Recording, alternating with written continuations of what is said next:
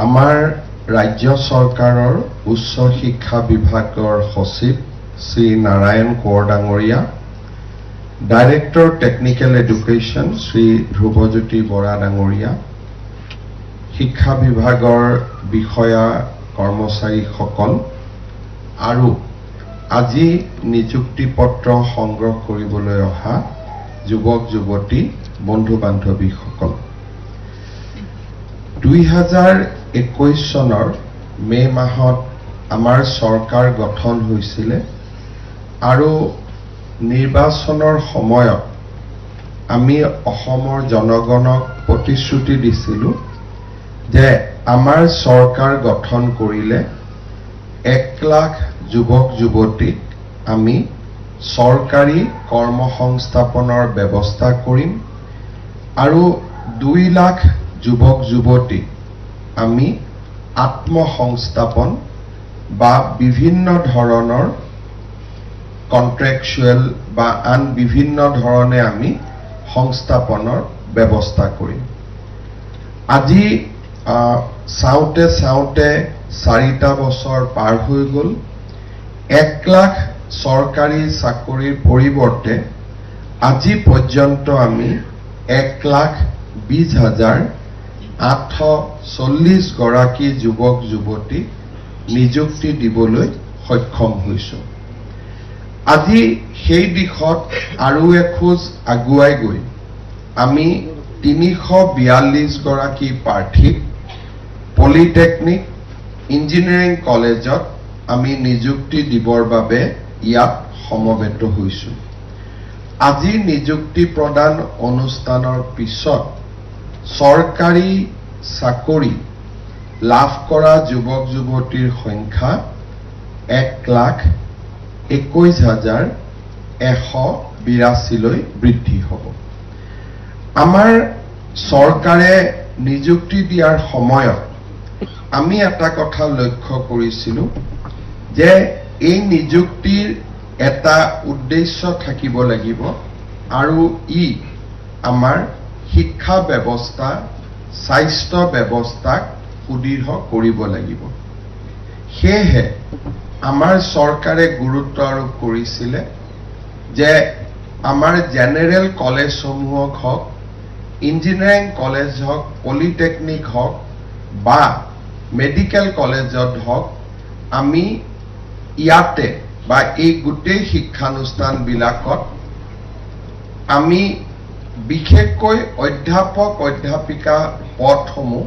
পূৰণ কৰাৰ ক্ষেত্ৰত আমি অগ্ৰাধিকাৰ দিম। আপোনালোক সকলোৱে অৱগত যে অসমত মেডিকেল কলেজৰ নিযুক্তিৰ বাবে আমি অসম লোকসেৱা আয়োগৰ পৰিৱৰ্তে medical and health recruitment board এখন নিৰ্মাণ কৰিছিলো। তাৰ ফলত মেডিকেল কলেজসমূহত নিযুক্তি এটা ত্বৰান্বিত ব্যৱস্থাৰে হয় আৰু প্ৰায় ক্ষেত্ৰতে মেডিকেল কলেজত পোষ্ট গ্ৰেজুৱেট কোৰ্ছৰ ৰিজাল্ট দিয়াৰ দিনাখনেই আমি অধ্যাপক অধ্যাপিকাক নিযুক্তি দিয়াৰ বাবে চেষ্টা কৰোঁ। কাৰণ আমি অনুভৱ কৰোঁ যে এনেকুৱা ধৰণৰ শিক্ষানুষ্ঠানসমূহত খালী পদ থকাটোৱে বিভিন্নজনক ক্ষতি কৰে, বিশেষকৈ ছাত্ৰ সমাজক বিস্তৰভাৱে ক্ষতি কৰে। কলেজৰ নিযুক্তিৰ প্ৰক্ৰিয়াটো বহু পৰিমাণে কলেজৰ গভৰ্নিং বডিৰ ওপৰত নিৰ্ভৰশীল আৰু আমাৰ ৰাজ্য চৰকাৰে দায়িত্ব লোৱাৰ পিছত কেইবা হাজাৰো আমি মহাবিদ্যালয়সমূহত অধ্যাপক অধ্যাপিকাক নিযুক্তি দিবলৈ সক্ষম হৈছো। যোৱা প্ৰায়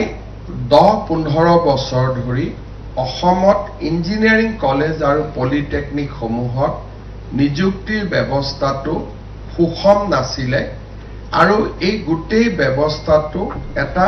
জটিলতাৰ পাকত আবদ্ধ হৈ আছিল। বিশেষকৈ এটা সময়ত আমি যেতিয়া নতুনকৈ ইঞ্জিনিয়াৰিং কলেজসমূহ কৰিছিলো, পলিটেকনিকসমূহ কৰিছিলো,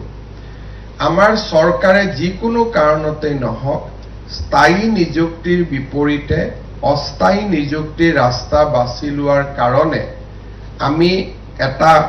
যেতিয়া স্থায়ী নিযুক্তি দিবৰ কাৰণে চেষ্টা কৰিছিলোঁ, পুৰণা লোকসকলেও আদালতৰ ওচৰ চাপিছিলে। স্বাভাৱিকভাৱে নতুন নিযুক্তিৰ ওপৰত উচ্চ ন্যায়ালয়ে স্থগিতাদেশ দিছিলে আৰু প্ৰায় ৩টা বছৰ ধৰি আমি আদালতক এই নিযুক্তিৰ প্ৰক্ৰিয়াটো খুলিবৰ বাবে আমি এটা যাক প্ৰলং লিগেল বেটল বুলি কয়, আমি বহুত দিন আদালতৰ মাজত আবদ্ধ হৈ আছিলোঁ। এটা সময়ত আমি সিদ্ধান্ত লৈছিলোঁ যে আমি ডক্টৰ বা মেডিকেল কলেজৰ প্ৰফেচাৰ যেনেকৈ আমি নিযুক্তি দিওঁ, আমি ইঞ্জিনিয়াৰিং কলেজ আৰু পলিটেকনিকতো নিযুক্তিৰ প্ৰক্ৰিয়াটো খৰতকীয়া কৰিবলৈ আমি এটা ইঞ্জিনিয়াৰিং সাৰ্ভিস ৰিক্ৰুটমেণ্ট বোৰ্ড এটা আমি আৰম্ভ কৰিম, যাতে সেই বোৰ্ডটোৰ কাম কেৱল মাত্ৰ ইঞ্জিনিয়াৰিং আৰু পলিটেকনিকতে নিযুক্তি দিয়াত আবদ্ধ থাকে আৰু লোকসেৱা আয়োগো তেওঁলোকৰ ব্যস্ত কৰ্মসূচীৰ পৰা ইঞ্জিনিয়াৰিং আৰু মেডিকেল কলেজখিনি আঁতৰি গ'লে তেওঁলোকেও সকাহ পাব। তাৰ ফলত লোকসেৱা আয়োগেও ACS APSৰ পৰীক্ষা প্ৰতি বছৰে অনুষ্ঠিত কৰিব পাৰিব। যেতিয়া আমি ৰিক্ৰুটমেণ্ট বোৰ্ড গঠন কৰিলোঁ, তাকো আদালতত চেলেঞ্জ কৰা হ'ল আৰু তাতো আমি বহুত দিন আদালতৰ ভিতৰত আবদ্ধ থাকি এটা সময়ত আমি কোৰ্টক কনভিন্স কৰিব পাৰিছিলোঁ যে it is in the best interest of our system. আমাৰ ইয়াত স্বচ্ছ নিযুক্তি হ'ব আৰু সম্পূৰ্ণ স্বচ্ছতাৰে আমি অধ্যাপক অধ্যাপিকাসকলক নিযুক্তি কৰিব পাৰিম। গতিকে আমাক ৰিক্ৰুটমেণ্ট বোৰ্ডৰ জৰিয়তে নিযুক্তি দিয়াৰ অধিকাৰ দিব লাগে আৰু আমি আদালতক জনাইছিলোঁ যে মেডিকেলত আমি কেনেকৈ এই ব্যৱস্থাত সফল হ'লোঁ। 3টা বছৰৰ পিছত অৱশেষত আদালতে আমাক ইঞ্জিনিয়াৰিং সাৰ্ভিস ৰিক্ৰুটমেণ্ট বোৰ্ডৰ জৰিয়তে নিযুক্তি দিবলৈ অনুমতি দিলে আৰু পুৰণা চলি থকা পৰীক্ষাসমূহৰো ফলাফল লোকসেৱা আয়োগক দিবৰ বাবে অনুমতি দিয়ে। ইয়াৰ ফলত 2024 চনত আমি লোকসেৱা আয়োগৰ জৰিয়তে 76 গৰাকী আৰু 2024-25 চনত আসাম ইঞ্জিনিয়াৰিং সাৰ্ভিস ৰিক্ৰুটমেণ্ট বোৰ্ডৰ জৰিয়তে 630 গৰাকী অধ্যাপক অধ্যাপিকা বা আন বিভিন্ন ধৰণৰ পোষ্টত নিযুক্তি দিবলৈ আমি সক্ষম হ'ব পাৰিলোঁ। ইয়াৰ ফলত আজি আমাৰ পলিটেকনিক আৰু ইঞ্জিনিয়াৰিং কলেজবিলাকত নিযুক্তিৰ বাবে আমি লোৱা প্ৰচেষ্টা এক প্ৰকাৰ সফল হ'ব পাৰিছে আৰু 100টামান পোষ্টক বাদ দিলে আমাৰ 26খন চৰকাৰী পলিটেকনিক আৰু 7খন ইঞ্জিনিয়াৰিং কলেজত অধ্যাপক অধ্যাপিকাৰ ৰিক্ত পদ প্ৰায় সম্পূৰ্ণৰূপে পূৰণ হৈছে। ইয়াত অলৰেডি যিখিনি আমি এডভাৰটাইজ কৰিছিলোঁ তাৰ আৰু 60টামান গোচৰৰ 60টামান ৰিক্ৰুটমেণ্টৰ কাম চলি আছে। অহা 2 মাহত সেই 60টাও আমি নিযুক্তি দিব পাৰিম। তাৰ ফলত ইঞ্জিনিয়াৰিং কলেজবিলাকত বছৰটো ৰিটায়াৰমেণ্ট লোৱা ছাত্ৰ ছাত্ৰীক বাদ দিলে বা শিক্ষক শিক্ষয়িত্ৰীক বাদ দিলে অলমোষ্ট 100% ভেকেন্সি আমি পূৰণ কৰিব পাৰিম। যোৱা কেইটামান বছৰত অসমত ইঞ্জিনিয়াৰিং কলেজবিলাকত পলিটেকনিকসমূহত অধ্যাপক অধ্যাপিকাৰ অসুবিধাৰ বাবে আমাৰ যিটো ষ্টেণ্ডাৰ্ড হ'ব লাগিছিল সেই ষ্টেণ্ডাৰ্ড বহু পৰিমাণে হ্ৰাস পাইছিলে। যোৱা কেইদিনমান আগতে মই অসমৰ এগৰাকী বিদগ্ধ পণ্ডিত আৰু আমাৰ তেখেত ডাইৰেক্টৰ টেকনিকেল এডুকেশ্যন আছিল, গুৱাহাটী বিশ্ববিদ্যালয়ৰ উপাচাৰ্য আছিলে আৰু আমাৰ অসম ইঞ্জিনিয়াৰিং কলেজৰ প্ৰিন্সিপাল আছিলে ডক্টৰ নিৰ্মল চৌধুৰী। তেখেতক মই সাক্ষাৎ কৰিব যাওঁতে তেখেতে মোক ইঞ্জিনিয়াৰিং কলেজসমূহৰ ডিটৰিয়েশ্যন যেটো ষ্টেণ্ডাৰ্ডৰ ডিটৰিয়েশ্যন হৈছে তাৰ ওপৰত তেওঁ গভীৰ উৎকণ্ঠা প্ৰকাশ কৰিছিল তেওঁ কৈছিল যে বিশেষকৈ আমাৰ ইঞ্জিনিয়াৰিং কলেজ কেইখনত প্ৰফেছৰ নথকা বাবে গোটেই কেইখন কলেজত ষ্টেণ্ডাৰ্ড বহু পৰিমাণে কম হৈছে তেতিয়া মই তেখেতক কৈছিলো যে আমি ব্যৱস্থা লৈছিলো আৰু আজি প্ৰায় আমি 100% ৰিক্ৰুটমেন্ট কৰিবলৈ সক্ষম হ'ম আৰু 3-4 মাহৰ ভিতৰত আমি সেই আইডিয়েল অৱস্থাটোত আমি গৈ পাম আমি সকলোৱে জানো যে আমাৰ ইঞ্জিনিয়াৰিং কলেজসমূহত বহুত ছাত্ৰ ছাত্ৰী পঢ়িবলৈ আহে আৰু যিখিনি ল'ৰা ছোৱালী ইঞ্জিনিয়াৰিং কলেজত পঢ়িব আহে তেওঁলোক এক প্ৰকাৰ ক'ব গ'লে এটা ইনোভেটিভ মাইন্ডসেট বা এটা নতুন কিবা এটা কৰাৰ মানসেৰে আমাৰ ইঞ্জিনিয়াৰিং কলেজসমূহত আহে কিন্তু আমি যদি দেখা পাওঁ যে ক্যাম্পাস ৰিক্ৰুটমেন্টত আমাৰ কলেজ কেইখনক অগ্ৰাধিকাৰ দিয়া পৰ্যায়লৈকে আমাৰ যেটো ষ্টেণ্ডাৰ্ড হ'ব লাগিছিল সেই ষ্টেণ্ডাৰ্ডত আমি থিয় হ'ব পৰা নাই আজি যদি আমি চাওঁ টাটাই সেমিকন্ডাক্টৰ ইণ্ডাষ্ট্ৰি আনিছে অসমত নুমলীগড় ৰিফাইনাৰীত এক্সপানশন হৈছে আমাৰ যেটো বেম্বৰ প্ৰায় ইথানল সেকেন্ড জেনাৰেশন আমাৰ ইথানল প্ৰডাকশনৰ কাম অসমত আৰম্ভ হৈছে অহা কেইটামান দিনৰ ভিতৰতে নামৰূপত আমাৰ হাড় কাৰখানা আৰম্ভ হ'ব আৰু ৰাজ্য চৰকাৰে অসমত দুটাকৈ থাৰ্মেল পাৱাৰ প্ল্যান্ট বনোৱাৰ বাবেও প্ৰচেষ্টা কৰি আছে লাহে লাহে মই লক্ষ্য কৰো যে অহা 5-6 বছৰত অসমত আমি ম্যানুফ্যাকচাৰিং যেটো কাম আমি বহুত দিন আমাৰ নাছিলে অইল ইণ্ডিয়া আৰু ONGC বাদ দি আমাৰ ম্যানুফ্যাকচাৰিংৰ কাম অসমত একেবাৰে নাছিলে লাহে লাহে আমি অসমত ম্যানুফ্যাকচাৰিংৰ কাম আৰম্ভ কৰিব পাৰিম যোৱা অহা কেইদিনমানৰ ভিতৰতে সৰু সিমেন্ট ফ্যাক্টৰী নহয় 10,000 crores ইনভেস্ট কৰিব বিচৰা দুটা লাৰ্জ সিমেন্ট ফ্যাক্টৰী আহিব ডাঙৰ দুটা প্ৰাইভেট সেক্টৰে কৰিব আৰু অসমৰ যুৱক যুৱতী কৰ্মসংস্থাপন দিবৰ বাবে আন বহুতো উদ্যোগ বাহিৰৰ পৰা অসমলৈ আহিব খোজে বাট মই যেতিয়াই তেওঁলোকৰ লগত কথা পাতো যে আপোনালোকে অসমত ৰিক্ৰুটমেন্ট যিমান কৰিব লাগে আপোনালোকে কিয় কৰা নাই তেওঁলোকে পুনে পুনে আমাৰ ইঞ্জিনিয়াৰিং কলেজ কেইখনৰ ষ্টেণ্ডাৰ্ডৰ কথা আৰম্ভ কৰে ওয়াশিংটন ডিক্লাৰেশ্যনত আমাৰ এখনো কলেজ নাইও আৰু আমি যাবৰ বাবে চেষ্টাও কৰা নাই দ্বিতীয়তে আমাৰ ইয়াত কোনো এখন কলেজতে ষ্টাৰ্টআপ আৰু ইনোভেশনৰ ওপৰত কোনো কাম হোৱা নাই আমি যদি চাব যাওঁ যে আমাৰ ইনকিউবেশন কোনো এখন IIT গুৱাহাটীত যেনেকে ইনকিউবেশনৰ ওপৰত বহুত কাম হৈছে আমাৰ কোনো এখন ইঞ্জিনিয়াৰিং কলেজতে আমি ইনকিউবেশনৰ ওপৰত বিশেষ একো কাম কৰিব পৰা নাই তথা কথিত বা যেটো ট্ৰেডিশনাল পঢ়া সেই পঢ়াটোৱে আমাৰ নতুন যেটো ইন্ডাষ্ট্ৰি 4.0 যেটো ৰিভলিউশন আহিছে তাৰ লগত আমি বহুদিন খাপ খাই ট্ৰেডিশনাল ইঞ্জিনিয়াৰিং কলেজত আমি আমাৰ ম্যান পাৱাৰ আমি ক্ৰিয়েট কৰিব নোৱাৰো বহুত সময়ত আমাক আহি লৰা ছোৱালী বিলাকে কয় স্যাৰ নেপকো কক আমাৰ ইয়াত ক্যাম্পাস ৰিক্ৰুটমেন্ট হ'ব লাগে ONGC কক আমাৰ ইয়াত ক্যাম্পাস ৰিক্ৰুটমেন্ট হ'ব লাগে মানুহে সদায় বজাৰৰ পৰা আটাইতকৈ ভাল বস্তুটো কিনিব খোজে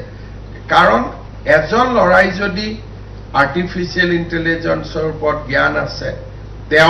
তেওঁ যদি গোটেই প্ৰযুক্তিৰ কথাখিনি জানে মেচিন লাৰ্নিংৰ বিষয়ে জানে 3D প্ৰিন্টিংৰ বিষয়ে জানে আমি দাবী কৰিলে কোম্পানী এটাই সেই বিষয়ে নজনা ল'ৰা এজনক ৰিক্ৰুটমেন্ট নকৰে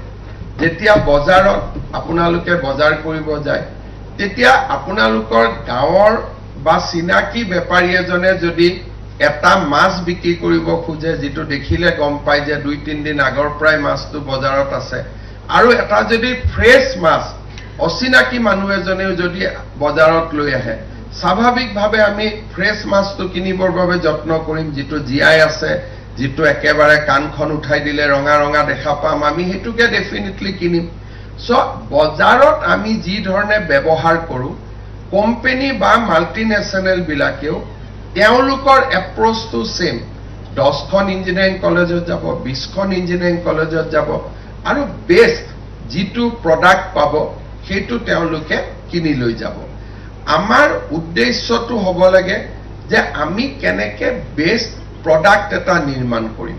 আৰু আপোনালোকে জানে যে ভাৰতত যি ধৰণে জিডিপি বাঢ়িছে আমি যি ধৰণে বিশ্বৰ তৃতীয় ইকনমি হ'ব গৈ আছো যি ধৰণে কোৱান্টাম ফিজিক্সৰ ওপৰত কাম হৈছে যি ধৰণে সেমিকন্ডাক্টৰৰ ওপৰত কাম হৈছে যি ধৰণে ইলেক্ট্ৰনিক্সৰ ওপৰত কাম হৈছে ভাৰতত ভাল ইঞ্জিনিয়াৰৰ বাবে চাকৰি কেতিয়াও সমস্যা হ'ব নোৱাৰে আজি আমাৰ ভাৰতে আটাইতকৈ বেছি ষ্টাৰ্টআপৰ পৰা গৈ আমি আটাইতকৈ বেছি ইউনিকৰ্ণ আমাৰ ৰাজ্যত আছে আমাৰ দেশত আছে গতিকে আমাৰ দেশত উদ্যমিতা আৰু মেধা এই দুইটা শক্তি থকা লৰা ছোৱালীৰ চাকৰি কেতিয়াও সমস্যা হ'ব নোৱাৰে মই সেইভাবে বিচাৰো যে আমাৰ একচুয়ালি 7খন নহয় অসমত যদি মেডিকেল কলেজ 14খন হৈছে বা 28খন হ'ব গৈ আছে ইঞ্জিনিয়াৰিং কলেজও আমি যথেষ্ট বঢ়াব গৈ আছো অলমোস্ট 8খন ইঞ্জিনিয়াৰিং কলেজ বিভিন্ন ষ্টেজেস অফ কনষ্ট্ৰাকচনত আছে কিন্তু আমাৰ ইঞ্জিনিয়াৰিং কলেজ সমূহত সেই ডিজিআৰ যিটো ষ্টেণ্ডাৰ্ড সেইটো আমি আনিব লাগিব আৰু সেইটো আনিব পাৰিলে আমাৰ ইঞ্জিনিয়াৰ সকলে যিটো মই এক প্ৰকাৰ ক'ব খোজো যে গভৰ্ণমেণ্টৰ যি ইঞ্জিনিয়াৰে কাম কৰিব আহে তেওঁলোক অকল আন্ডাৰ এমপ্লয়েড নহয় দে আৰ আন্ডাৰ পেইড অলসো কাৰণ এজন ইঞ্জিনিয়াৰে যদি ভাল কৰি তেওঁলোকৰ মেধা আৰু উদ্যমিতা থাকে স্যালাৰি তেওঁলোকে নিজে নেগোশিয়েট কৰে যে মোক মাহত 5 লাখ লাগিব 8 লাখ লাগিব 10 লাখ লাগিব 12 লাখ লাগিব 15 লাখ লাগিব আজি আইআইটিৰ এজন ষ্টুডেন্টে after passing out he negotiate da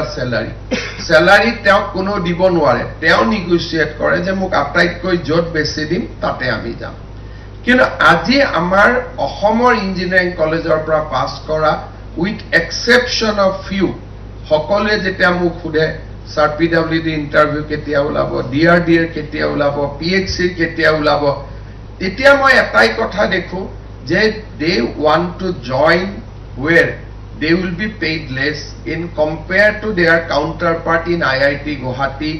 or IIT Roorkee or any other national institute. আজি IIT Guwahati পৰা পাস কৰা ল'ৰা এজনক আমি পিডব্লিউ ডিপাৰ্টমেন্টত ইঞ্জিনিয়াৰ কৰিব কেতিয়াও আনিব নোৱাৰো আমি যদি ভাল এনআইটিৰ পৰা পাস কৰা ষ্টুডেন্ট এজনক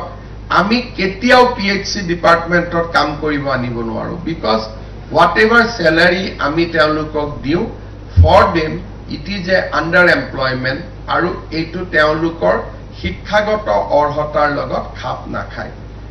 আমাৰ দুখন ইঞ্জিনিয়াৰিং কলেজৰ বহুত বেছি ডাঙৰ এটা লিগেসি আছে যোৰহাট ইঞ্জিনিয়াৰিং কলেজ আৰু আসাম ইঞ্জিনিয়াৰিং কলেজ পলিটেকনিকৰ ক্ষেত্ৰতো আমাৰ কেইবাখনো পলিটেকনিকৰ এটা ডাঙৰ লিগেসি আছে গুৱাহাটী আমাৰ ইঞ্জিনিয়াৰিং ইনষ্টিটিউট হক প্ৰিন্স অফ ওয়েলছ হক টু নেম ফিউ বহুত ডাঙৰ লিগেসি আছে আমি যদি এটা ভাল পৰিবেশ এটা আমাৰ ইঞ্জিনিয়াৰিং কলেজ আৰু পলিটেকনিক সমূহত নিৰ্মাণ কৰিব পাৰো আমাৰ ভৱিষ্যত কিমান ভাল তাক আমি অনুভৱ কৰিব নোৱাৰো কেইদিনমান পিছত অক্টোবৰৰ পৰা জাপানৰ পৰা ইয়াত আহি ইনষ্টিটিউট হ'ব জাপানক ম্যান পাৱাৰ লাগে কোৰিয়াক ম্যান পাৱাৰ লাগে আৰু বিভিন্ন কেইদিনমান আগতে ইউএইৰ পৰা এম্বেছাডৰে আহি মোক লগ কৰিছে যে আপোনালোকক যিমান ইঞ্জিনিয়াৰ বা পলিটেকনিক পাস কৰা ল'ৰা আছে আমাক আপোনালোকে দিয়ক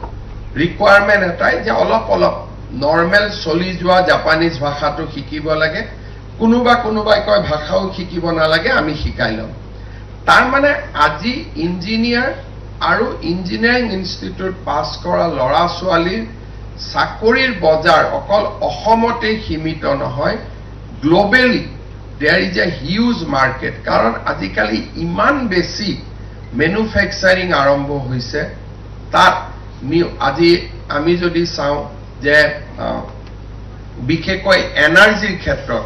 এসময়ত এনাৰ্জি আমি কয়লা দি উৎপাদন কৰিছিলোঁ, এতিয়া এনাৰ্জিৰ সোলাৰেদি আৰম্ভ হ'ল। দুদিন পিছত আমি শুনিলোঁ যে সোলাৰৰ লগত বায়োডিগ্ৰেডেবল মাছেদিও এনাৰ্জি কৰিব পাৰি। এতিয়া আমি শুনি আছোঁ যে মাটিৰ তলত থকা যিটো টেম্পাৰেচাৰ, ভূগৰ্ভৰ যিটো টেম্পাৰেচাৰ, জিঅ'থাৰ্মেলেদিও আমি এনাৰ্জি প্ৰস্তুত কৰিব পাৰোঁ। ইয়াৰ পিছত আহিলে যে পানীত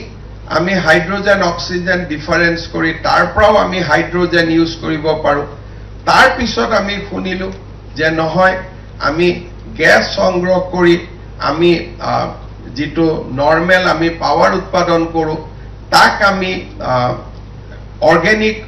বা আমাৰ যিটো কয় সাষ্টেইনেবল এয়াৰ ফুয়েল আমি কৰিব পাৰোঁ। যে আজিকালি তাতো গ্ৰীণ এমনিয়া কৰিব পাৰোঁ। এমনিয়া নৰ্মেল এমনিয়া থাকে, তাৰ লগত আমি গ্ৰীণ এমনিয়া কৰিব পাৰোঁ। গ্ৰীণ এমনিয়া ব্ৰেক কৰি আমি হাইড্ৰজেন বনাব পাৰোঁ। অৰ্থাৎ ইমান বেছি বিশ্বত এনাৰ্জিক ৰিপ্লেচমেণ্ট কৰিবৰ কাৰণে ইমান বেছি টেকনলজিৰ আৰম্ভ হৈছে যে আমাৰ ষ্টুডেণ্টে এই কথাবোৰ উপলব্ধি কৰিব নোৱাৰিলে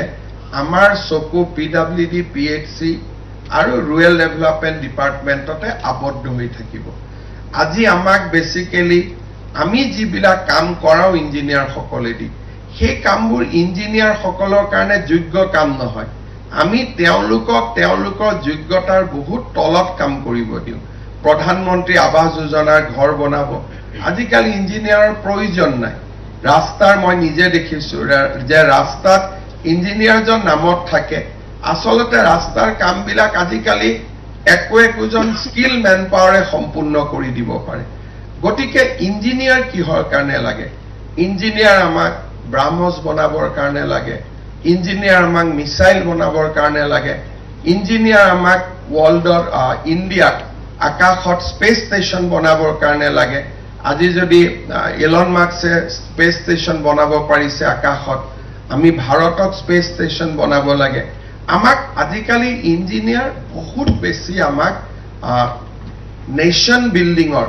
বহুত ডাঙৰ ডাঙৰ কামত আমাক প্ৰয়োজন। কিন্তু আমাৰ কলেজবিলাকত আমি সেই ধৰণৰ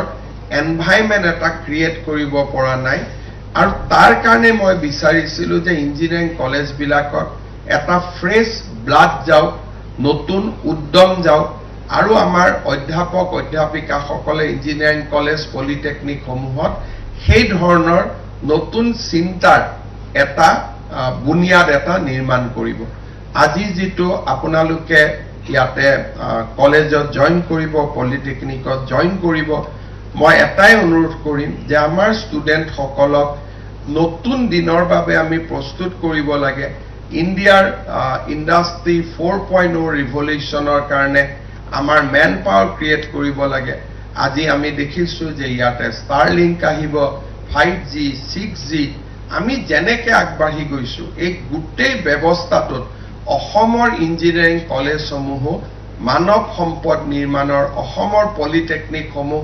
টেকনিকেল আৰু স্কিল পাৱাৰ নিৰ্মাণৰ, ষ্টাৰ্টআপ আৰু ইনোভেশ্যনৰ এটা ডাঙৰ কেন্দ্ৰ হৈ পৰিব লাগে, নাৰ্ভ চেণ্টাৰ হৈ পৰিব লাগে। আৰু যেতিয়াই এখন ৰাজ্যত কোৱালিটি মেন পাৱাৰ থাকে, সেই ৰাজ্যখনলৈকে মেনুফেকচাৰিং আহিব আৰম্ভ কৰে। আমি যেতিয়া টাটাৰ লগত নেগোচিয়েট কৰিছিলোঁ প্ৰথম ছেমি কণ্ডাক্টৰ, প্ৰথম প্ৰশ্নটোৱে আছিল যে আপোনালোকৰ ইঞ্জিনিয়াৰিং কলেজ কিমান আছে। তাৰপিছত আমাক সুধিছিল যে কোনখন কলেজে ৱাশ্বিংটন ডিক্লেৰেশ্যনৰ কাৰণে চেষ্টা কৰিছে। অৰ্থাৎ তেওঁলোকে প্ৰথম চিন্তা কৰে যে অসমত ইণ্ডাষ্ট্ৰী আনিলে ইণ্ডাষ্ট্ৰী কৰিবৰ কাৰণে মেন পাৱাৰ আছে নে নাই। যদি আমি মেন পাৱাৰটো নাই বুলি কওঁ বা তেনেকুৱা